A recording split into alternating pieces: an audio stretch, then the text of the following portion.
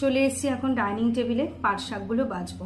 এই দেখো এক আটি পাট শাক, অনেকগুলো পাট শাক রয়েছে, সেগুলো বাছবো। ওদিকে ইলিশ মাছ তো ম্যারিনেশন করতে বসিয়ে দিয়েছি। ম্যারিনেশন করার পর তারপর মোটামুটি অনেকগুলো কাজ ছিল। একটু নুনের কোটোটা ফাঁকা ছিল, অল্প একটু নুন ছিল, সেই নুনের প্যাকেট থেকে একটু নুনটা ঢাললাম। আরও টুকটাক কাজ ছিল, সেগুলো করে এই যে এখন পাট শাকটা বসেছি বাছতে। কারণ এখন যদি শাকটা রেখে দিই না, পুরো শুকিয়ে যাবে কালকের জন্য। তাই জন্য ভাবলাম আজকেই বেছে নিই, বেছে আজকেই রান্না করে নেবো। শাক শুকিয়ে গেলে না খাওয়ার যে টেস্টটা সেটা ঠিক পাওয়া যায় না।